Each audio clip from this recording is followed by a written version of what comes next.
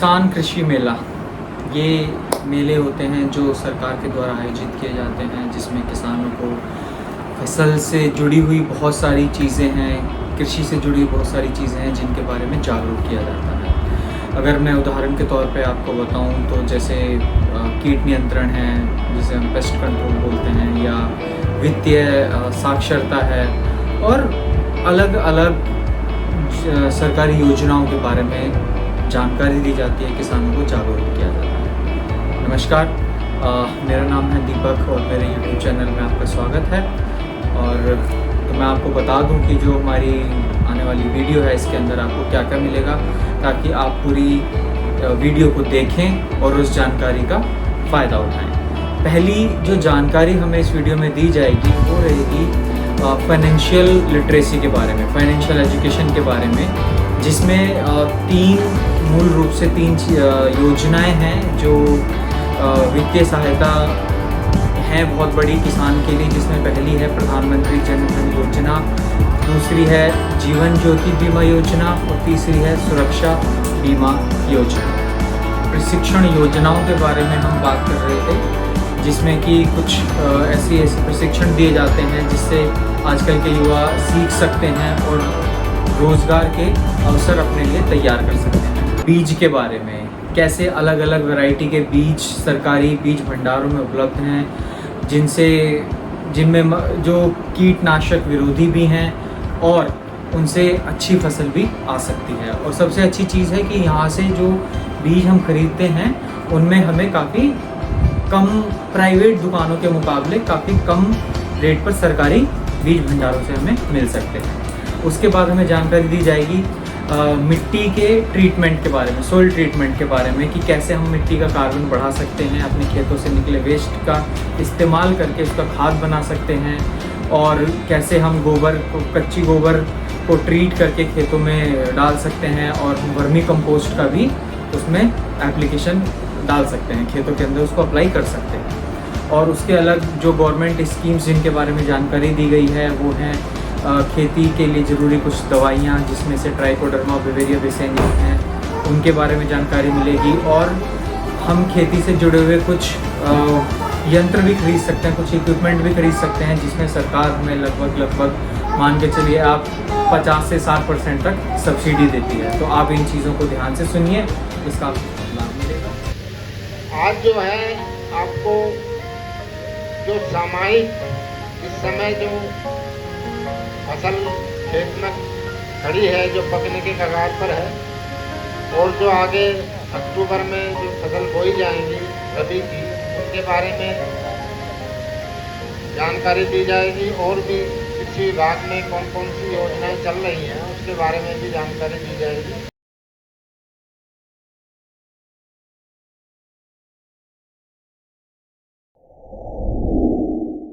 मैं कमालुद्दीन वित्तीय साक्षरता केंद्र, जो कि हमारा केंद्र आरबीआई के द्वारा ओपन किया गया है, रूट सेट कल्लूगढ़ी डासना के अंदर है।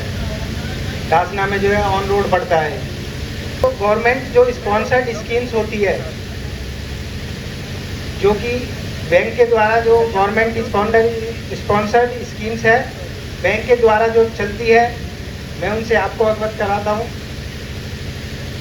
हम सभी किसान लोग सबसे पहले अकाउंट ओपन करते हैं प्रधानमंत्री जन धन योजना, जिसके तहत आप लोगों का 0 बैलेंस से अकाउंट ओपन होगा। इसमें कोई मिनिमम राशि नहीं रखनी है आप लोगों को, क्योंकि ये किसान लोगों के लिए, मजदूरों के लिए, गरीब लोगों के लिए है। जब हम इसका धीरे धीरे संचालन करते हैं, तो जब हमने अकाउंट खोला है तो हम इसमें लेन देन भी करेंगे, ट्रांजैक्शन भी करेंगे, पैसे डालेंगे भी और निकालेंगे भी। हमारा खाता 6 महीने पुराना हो जाता है। इनकेस हमको ज़रूरत पड़ती है अकाउंट की, बैलेंस की, जाकर के कभी कभी ऐसा भी होता है मजदूर लोग के लिए, किसान के लिए पॉकेट में पैसे नहीं होते हैं और अकाउंट में भी नहीं होते हैं, तो एक छोटा सा सहारा लेना पड़ता है। या तो हम किसी अपने रिलेटिव से मांगेंगे सबसे पहले तो घर में, नहीं तो पड़ोसी से मांगेंगे, इमरजेंसी केसेज हो जाते हैं। और ये भी नहीं होता तो हम किसी साहूकार के पास में जाते हैं, वहाँ से ब्याज पे जाकर के पैसे लेते हैं। तो इस तरीके से मदद होती है। लेकिन जिन लोगों ने जनधन अकाउंट ओपन किया हुआ है वो सीधे जाए, वो जो संचालन करते हैं अपने अकाउंट का, बैंक में जाए और 10,000 रुपये तक का ओवरड्राफ्ट वो बैंक से ले सकते हैं बिना किसी गारंटर के। एक ओवरड्राफ्ट होता है, उसको फिल करिए, भरिए जा कर के बैंक में और 10,000 रुपये ले सकते हैं। शर्त ये होगी कि आपको अपने अकाउंट को चलाना है, ट्रांजैक्शन करनी है उसमें, कम से कम 6 महीने तक उसमें ट्रांजैक्शन होनी है। तो ये अकाउंट है गरीब लोगों के लिए, जिसमें कोई मिनिमम राशि नहीं है और इमरजेंसी केस में आप जाकर बैलेंस भी ले सकते हैं। फिर बैंक के माध्यम से दूसरी सेवा जो स्वचालित है इस समय, प्रधानमंत्री जीवन ज्योति बीमा योजना। इसमें जो है 330 रुपये जाते हैं, 436 रुपये। ये सुरक्षा बीमा जीवन ज्योति बीमा योजना है। हम सभी लोगों को पता है, जिसने जन्म लिया है एक न एक दिन उसकी डेथ होती है, तो हम पहले से किसी न किसी चीज़ का इंश्योरेंस लेके चलते, कवर लेके चलते, उस चीज़ को प्रोटेक्ट करते हैं। जैसे हम कोई बाइक खरीदते हैं तो उसका भी इंश्योरेंस कराते हैं। लेकिन यहाँ पर जो 436 रुपये जाते हैं आपके जीवन के लिए जाते हैं। आप इसमें जाके अपने अकाउंट में जाके 436 रुपये का जो जीवन ज्योति बीमा योजना होती है उसमें जाके आप रजिस्ट्रेशन करा सकते हैं। तो ये होती है 18 से 70 साल के बीच के लोग जो है इसमें जाके रजिस्ट्रेशन करा सकते हैं। अगर इनकेस किसी भी तरीके से इसमें डेथ होती है तो आपके जो खाते का वारिस होता है उसको 2 लाख रुपए दिए जाते हैं। ये सबको पता है, जन्म लिया है तो डेथ होनी है, तो कहीं ना कहीं हमारा जो नॉमिनी है, हमारे वारिस है, उसको 2 लाख रुपए मिल जाते हैं। फिर एक होती है इसके अलावा प्रधानमंत्री सुरक्षा बीमा योजना। ये इसमें मात्र 20 रुपये सालाना चार्ज जाता है। 18 से इसमें भी 70 साल के लोग जो है रजिस्ट्रेशन करा सकते हैं जा करके। भाई हमें नहीं पता, हम रोड पे चल रहे हैं, हम सुरक्षित चल रहे हैं एक साइड में होकर के, दूसरे का भरोसा नहीं, कोई आके हमें पीछे से मार जाए, आगे से मार जाए, इसलिए कवर करके चलना है। बैंक में जाए और ये सुरक्षा स्कीम जो है अपने अकाउंट पर एक्टिवेट करा लें। ऐसा नहीं है कि ये हर बैंक की अलग अलग होती है। आपका जिस भी बैंक में अकाउंट है उस पे जाके इस सुरक्षा को जो है एक्टिवेट करा सकते हैं अपने अकाउंट पर। अब सपोज कीजिए किसी ने तीनों स्कीम ले रखी है, जनधन अकाउंट भी अपना ओपन कराया हुआ है, तो सुरक्षा बीमा योजना और जीवन ज्योति बीमा योजना, तीनों का लाभ एक मजदूर वर्ग उठा रहा है बैंक से जाकर के। और इसमें जो अमाउंट जाता है सालाना जो जाएगा अब आपका 456 रुपये। इन केस उसकी एक्सीडेंटल केस में डेथ हो जाती है तो उसके नॉमिनी को कुल मिला करके 6 लाख रुपए दिए जाते हैं।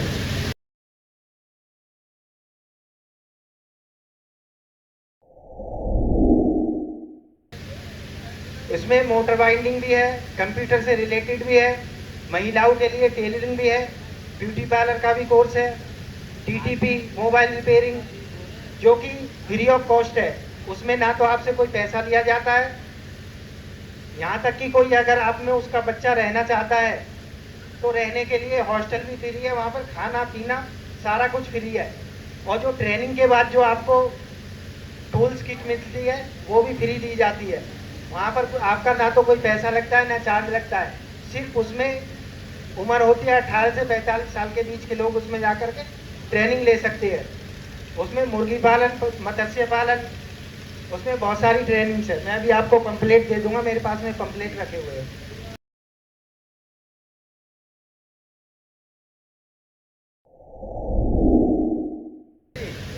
तो रबी की जो अगेती फसलें हैं जैसे सरसों है, सरसों, गेहूं, बरसीम, चना, मटर, मसूर, इन सब का जो है बुआई का समय शुरू हो गया है।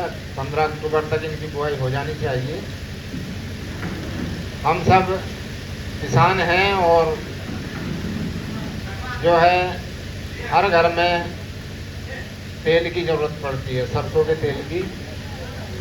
तो ज़्यादा बेहतर है कि हम अपने खेत में सरसों उगाएं और शुद्ध तेल का प्रयोग करें।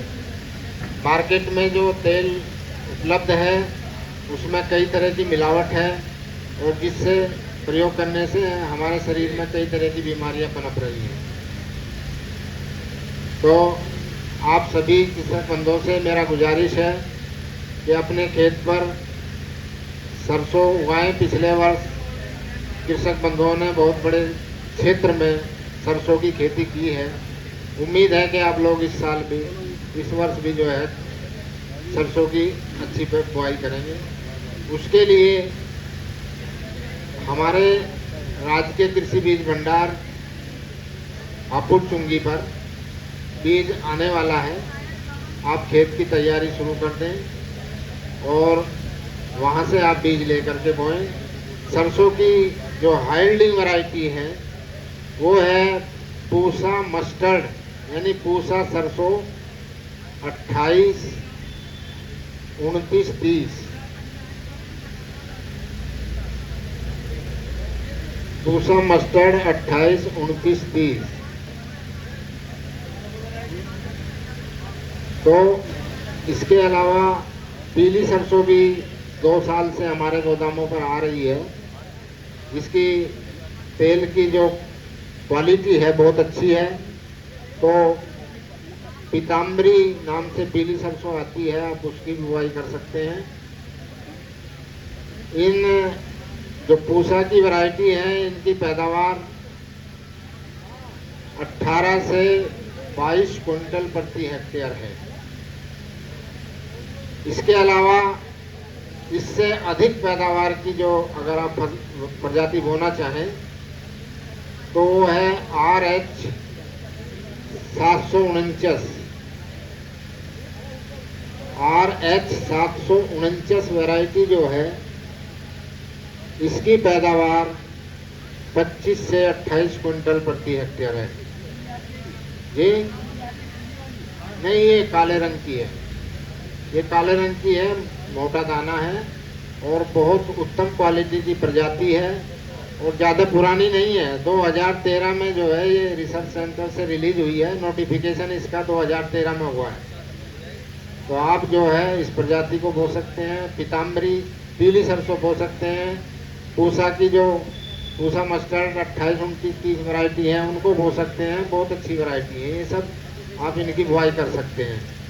सरसों की बुआई के लिए खेत की तैयारी करते समय आप जो है गोबर का खाद यदि उपलब्ध हो जाए तो अवश्य डालें, क्योंकि हमारी ज़मीनों में कार्बनिक खादों की बहुत ज़्यादा कमी है। खाली रेत है, डाई यूरिया रूपी इंजेक्शन हम ज़मीन को देते हैं और फसल उगा लेते हैं। हमें उसमें कार्बनिक पदार्थ की नितांत आवश्यकता है। उसकी पूर्ति के लिए आप गोबर की खाद का प्रयोग अवश्य करें। बुआई का समय 25 सितंबर से 15 अक्टूबर 25 सितंबर से 15 अक्टूबर के बीच का जो सरसों की बुआई का उपयुक्त समय है। तो इस बीच में आप जो है जैसे ही आपको समय मिले आप जो है सरसों की बुआई इस समय के अंतर्गत कर दें। बुआई के समय वही लगभग गेहूँ के बराबर ही इसमें जो है उर्वरक पड़ता है। 10 किलो बीघे की DAP और 7 किलो बीघे का म्यूरेट ऑफ पोटास। अच्छा जी, और बुआई के समय 5 किलो यूरिया प्रति बीघा इसमें आप मिला करके खेत में डाल दें और बुआई कर दें बीज की। तो इसमें जो है 120 60 NPK की जरूरत पड़ती है प्रति हेक्टेयर। बुआई करने के बाद इसमें पहली सिंचाई हम कब करें और इसमें विरलीकरण कब करें, इस पर ध्यान देने की बहुत आवश्यकता है। यदि हमारी फसल ज़्यादा सघन है तो पौधा हल्का होगा, टहनी उसकी जो शाख है वो बारीक होंगी और बारीक शाख पर फली छोटी आएंगी, दाना बारीक बनेगा। इसलिए ज़्यादा बेहतर है कि 9 इंच से 12 इंच तक जो है पौधों के बीच में आप दूरी कर दें। जब फसल 25-30 दिन की हो जाए तो उसकी छटाई कर दें। ये बीज जो है इसमें वैसे तो वैज्ञानिक रिकमेंडेशन जो है 5 किलो प्रति हेक्टेयर, 2 किलो प्रति एकड़, 400 ग्राम प्रति बीघे की रिकमेंडेशन है, लेकिन किसान 200-250 ग्राम बीज डालता है। उससे जो है विरलीकरण की नौबत नहीं आती। किसान पसंद नहीं करता कि पूरे खेत में छटाई करें, इसलिए 200-250 ग्राम किसान बीज प्रयोग करता है। रिकमेंडेशन 400 ग्राम प्रति बीघे की है। उसमें आप जो है, क्योंकि मात्रा कम है, तो उसमें आप डाई में उसको मिला लें, तो उसको बखेर दें तो अच्छे बराबर जो है दाना खेत में पड़ जाएगा। तो उसका जो है 25 दिन पर जो है 25, 26, 27 दिन पर बुआई के बाद उसका आप विरलीकरण यानी छटाई जरूर करें। उससे निश्चित दूरी पर पौधा होगा तो पौधा तना मोटा होगा, शाख ज़्यादा निकलेंगी और शाख मोटी होंगी, उस पर मोटी फली बनेगी, दाना मोटा बनेगा। तो विरलीकरण बहुत ज़रूरी है। पहली सिंचाई आप बुआई के 35-36 दिन बाद करें। जब फसल में कोई फूल दिखाई देना शुरू हो जाए, तब आप जो है 35-36 दिन की अवधि पर पहली सिंचाई सरसों में करें, ताकि ज़्यादा एडवांस सिंचाई इसके लिए अच्छी नहीं है।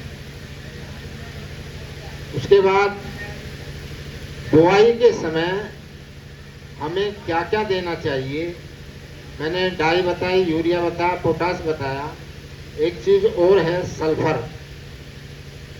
सल्फर 2 किलो प्रति बीघा डाई में मिला के ही बुआई के समय हमें प्रयोग करनी चाहिए। जो है जब आपके फसल में सरसों में फूल आने लगा तो फली बननी शुरू हो गई, तो उसमें एक मुख्य कीट आता है जिसे हम चेपा, एफिस या माहू कहते हैं। वो बहुत ही खतरनाक है। अभी जो बारिश हुई है, एक तो समस्या हम लोग जानते ही थे कि पौधा में क्या है कि बाल निकल रही है। एक तना छेदक कीड़ा होता है, वो काट देता था नीचे, तो बाल हमारी सूखी बराबर निकल आ रही थी। वो हर साल एक हम लोग पढ़ते पढ़ाते सब लोग जान गए थे कि तना छेदक है। लेकिन अब जो बाल निकल रही है वो सफ़ेद, उसमें दाना ही नहीं बन रहा। और ये 5 दिन में ये घटना घट गई। अभी जो 4-5 दिन में ही घटना घटी। होता क्या है कि पौधा अपना दाना बनाने के लिए इसमें परागण की क्रिया होती है ना। उसमें क्या हुआ कि पानी इतना तेज बरसा कि हमारा पराग जो है वो धुला, उसमें फर्टिलाइजेशन जो होना चाहिए था वो नहीं हो पाई, और दाना लिहाजा एक कारण ये भी बनेगा कि वो दाना नहीं भर पा रहा। और भी 3-4 कारण होते, एक कारण नहीं होता कभी कभी। एक तो ये बरसात के कारण जिनकी बाल निकल रही थी, हल्की हल्की निकल रही थी, और बाल मुंह दिखा रही थी थोड़ा सा, 4-5 चीजें बाहर निकली भाई, उनमें 4-5 ही जो जितने दाने निकले दिखाई दिए, उन्हीं में दाना नहीं भरा। और नीचे एक आध तो भरने की कोशिश हो रही है, ऐसे भी है कि कुछ दाने में कोशिश हो रही कि वो भरे जाए, है ना। लेकिन अब जो नहीं भरा वो घटना घट गई उस कारण। एक ये भी समस्या है कि जैसे हम लोग खेत में क्या करते हैं कि खेत को खाना देने के लिए हम लोग DAP है, पोटास है, ये सब, और यूरिया। तो यूरिया भी कुछ किसान ऐसे होते हैं कि हमारा लोभ भी रहता, और अच्छे किसान हमारे इसी की बात कर रहे थे, इसी की बात कर रहे हैं। जो आप लेके आए बिल्कुल सही है, और जो ये समस्या पैदा हो गई,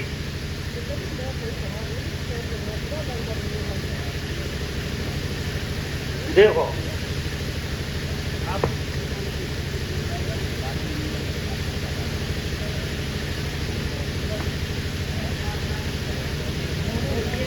ऐसा है, इसमें सब चीजें जुड़ी हुई हैं।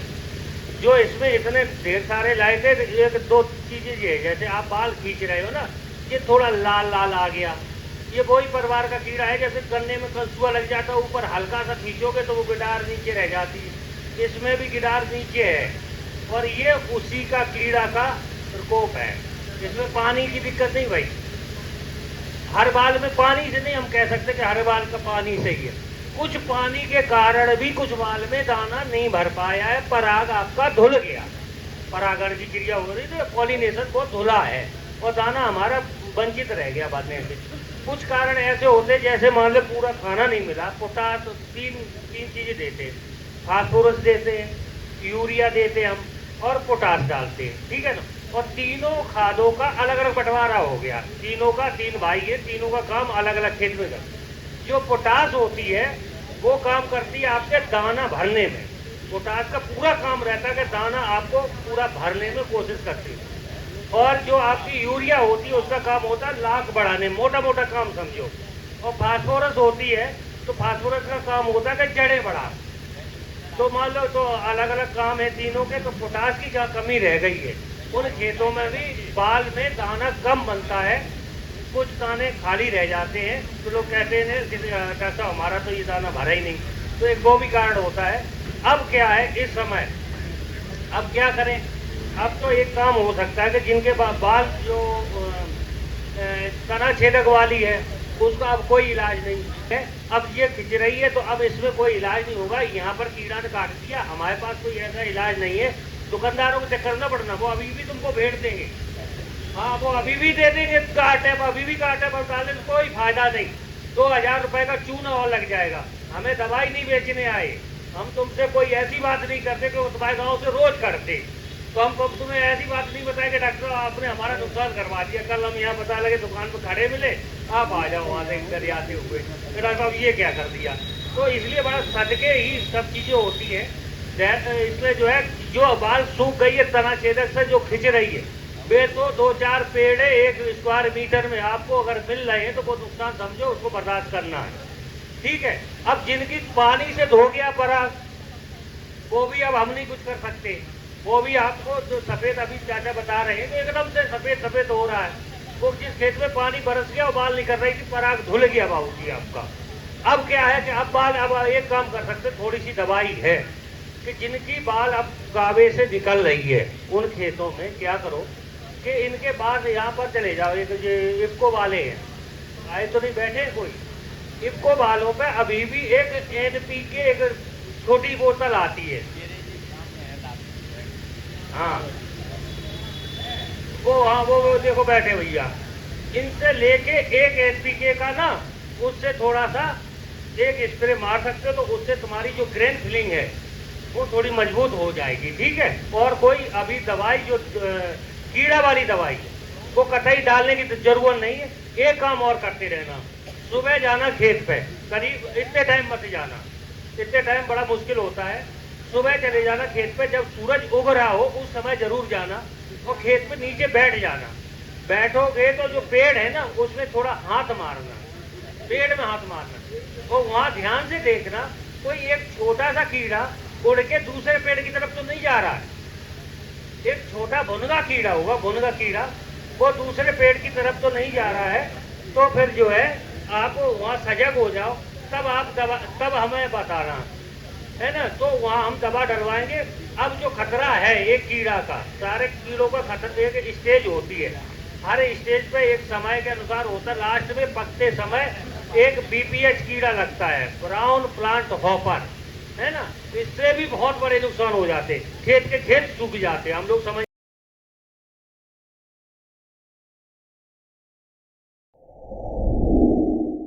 हमारी जमीन भी अच्छी सी बनी रहे, तो इसके लिए सबसे ज़्यादा ज़रूरी है कि आप लोग अपने खेतों में कूड़ी का खाद डालें। अगर आपको कूड़ी का खाद नहीं मिल पाता है तो आप नेडप का खाद बना सकते हैं। नेडप के खाद के लिए ना तो ज़्यादा गोबर की ज़रूरत है, आपके जो डोल पे जितनी भी वनस्पति उगती है फूल आने से पहले काट लें, जिससे कि 2 फायदे होंगे। अगले बार वो उग के नहीं आएगी, जब फूल नहीं होगा तो बीज भी नहीं बनेगा। तो ये काट के आप नेडप के गड्ढे को भर सकते हैं, नेडप के गड्ढे का खाद इस्तेमाल कर सकते हैं। नेडप का है या वर्मी कंपोस्ट है, कूड़ी का खाद है, ये सब आपको खेतों में डालना चाहिए। थोड़ा जो ये प्रेस मड है जिसको कहते हैं ना गन्ने की मैली, इन सबको डाल के भी आप अपने खेत में जैवांश बढ़ा सकते हैं। इसके साथ आपके फसल को किस तत्व की कितनी मात्रा में आवश्यकता होगी, ये जानने के लिए आपको अपने खेत की मिट्टी की जांच करानी चाहिए।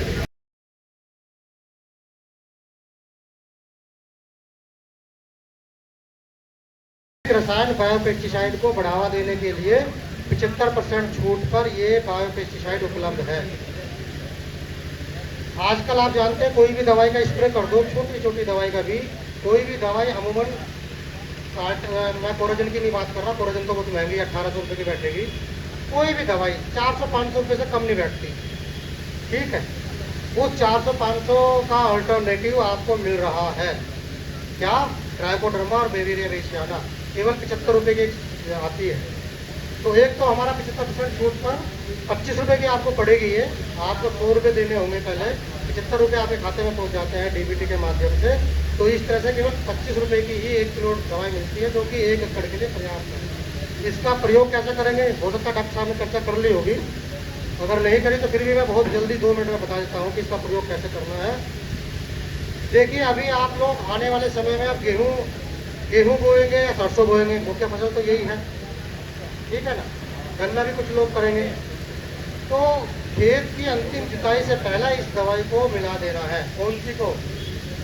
यदि आपके खेतों में अगर दीमक ज़्यादा रहती है तो बेविरिया का प्रयोग करना है, और यदि और बीमारी आती है तो ट्राइकोडर्मा के, या आप 2 से 3 तसला, अमूमन 2 से 3 तसला सड़ी हुई गोबरी खाद मिला के अच्छी तरह से और अंतिम बुआई से पहले डाल देंगे, तो जो बीमारी आने वाले समय में जो आपके खेत में आती है वो 70 से 80% तक वहीं पर खत्म हो जाएगी। और यदि किसी खेत में दीमक का असर रहता है तो बेविरिया बेसियाना मिलाना है।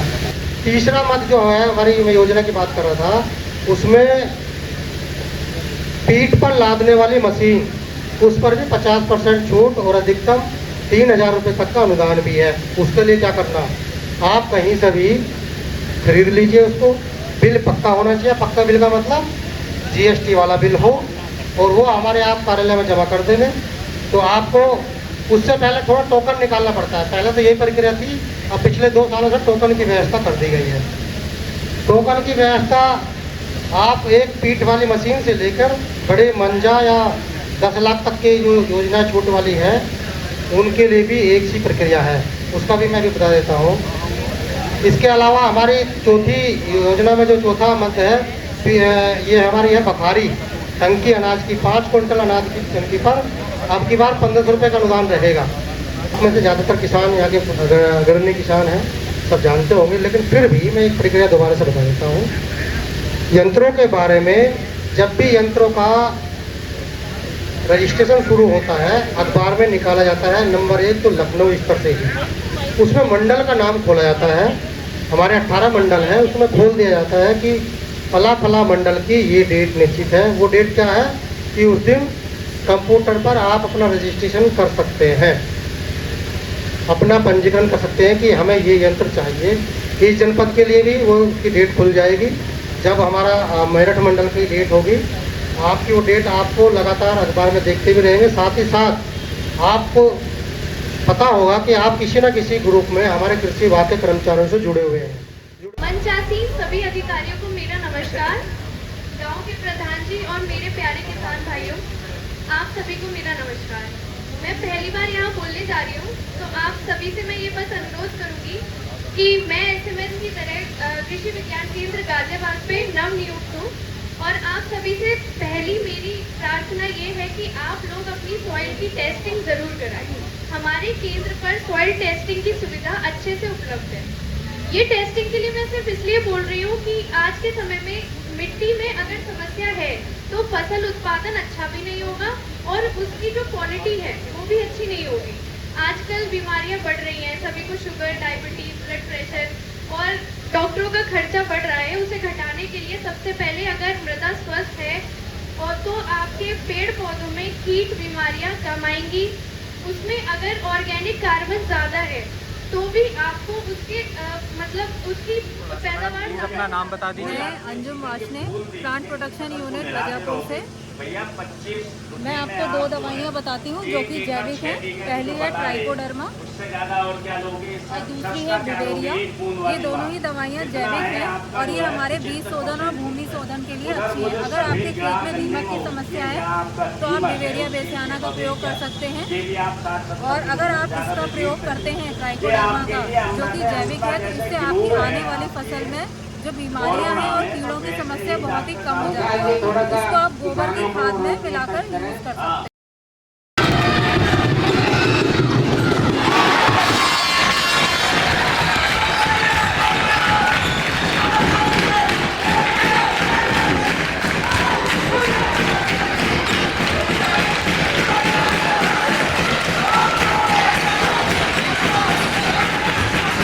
सरकार द्वारा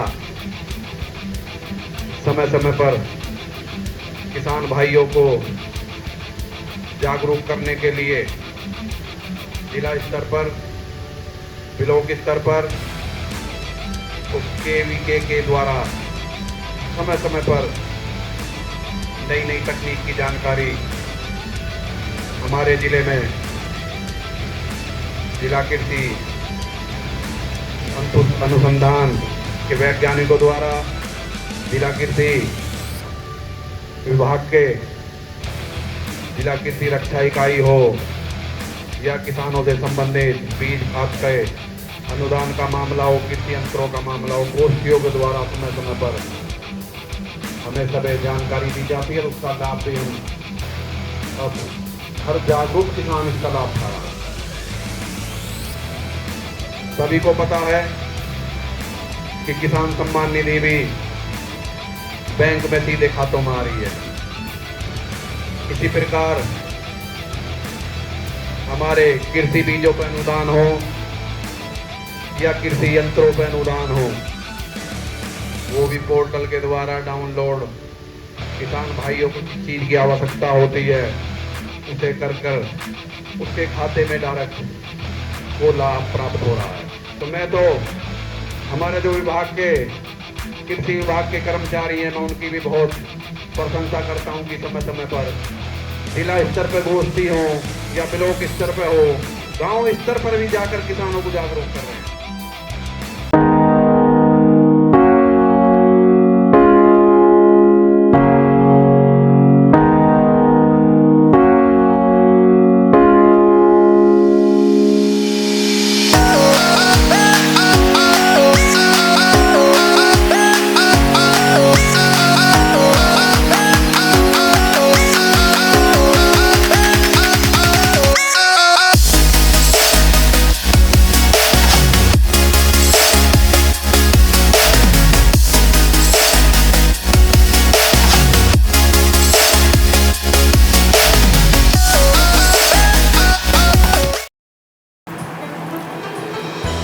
अगर आपको हमारी ये वीडियो पसंद आई है और आप चाहते हैं कि हम इसी तरह की एग्रीकल्चर से जुड़ी हुई और वीडियो आप तक लाते रहें तो हमारी वीडियो को लाइक कीजिए, शेयर कीजिए और हमारे चैनल को सब्सक्राइब कीजिए। Thank you so much.